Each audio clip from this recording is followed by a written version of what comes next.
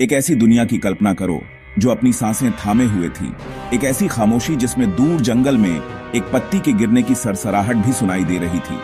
Second world war सिर्फ history की book का एक चैप्टर नहीं था। यह लाखों लोगों के आंसुओं से लिखी गई एक कहानी थी, बहादुरी और निराशा की एक बड़ी फैली हुई कहानी जिसने हमारे प्लेनेट के हर कोने को छू लिया था। सेकेंड वर्ल्ड वॉर की कहानी असल में पहले वर्ल्ड वॉर के एंड से शुरू होती है। ट्रीटी ओवन वर्साई ने जर्मनी को बेइज्जत और नाराज कर दिया था, जिससे नफरत के बीज बोए गए। ऐसे माहौल में एडोल्फ हिटलर पावर में आया। उसने जर्मनी का गौरव वापस लाने का वादा किया और उसकी परेशानियों के लिए दूसरों को ब्लेम किया। इसी बीच इटली में मुसोलिनी और जापान में मिलिट्री वाले अपनी एग्रेसिव एम्बिशन को पूरा कर रहे थे।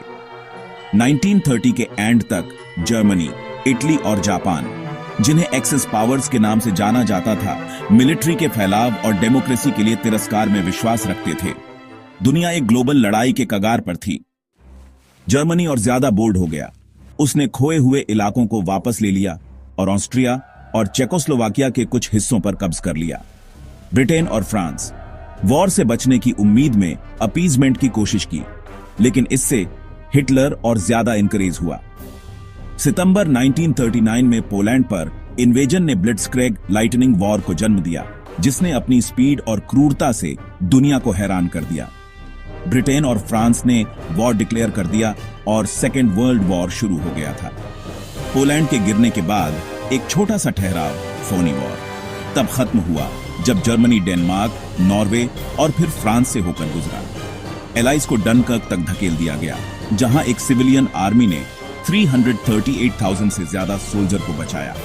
हालांकि यह एक मिलिट्री डिजास्टर था, डनकर्क उम्मीद और रेजिलियंस का सिंबल बन गया।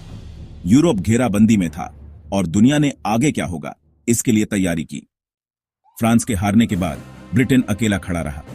चर्चिल ने लड़ने की कसम खाई, अपनी नेशन को इकट्ठा किया। बैटल ऑन ऑफ ब्रिटेन आसमान में चल रहा था, लेकिन आरएएफ की बहादुरी और रडार टेक्नोलॉजी ने बाजी पलट दी। हिटलर ने अपने इन्वेजन के प्लान छोड़ दिए और ब्रिटेन बच गया।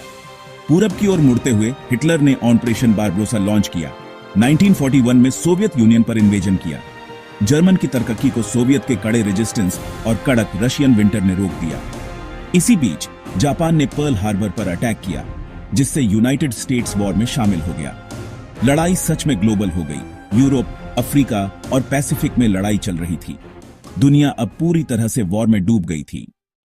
1942 में बाजी पलटने लगी। स्टालिनग्राद में सोवियत रेड आर्मी ने जर्मन को घेर लिया और हरा दिया, जिससे ईस्ट में एक टर्निंग पॉइंट आया।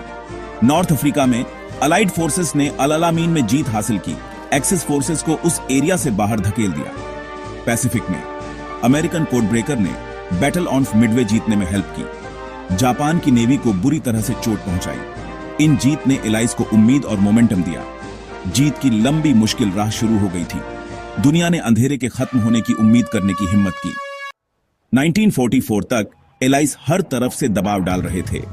डी डे पर अलाइड सेना ने नॉर्मंडी पर हमला किया, फ्रांस में एक पैर जमाया, पेरिस को आजाद कर दिया गया और एलाइज जर्मनी की ओर बढ़ने लगे। Battle of the Burj Germany का आखिरी स्टैंड था, लेकिन वह फेल हो गया।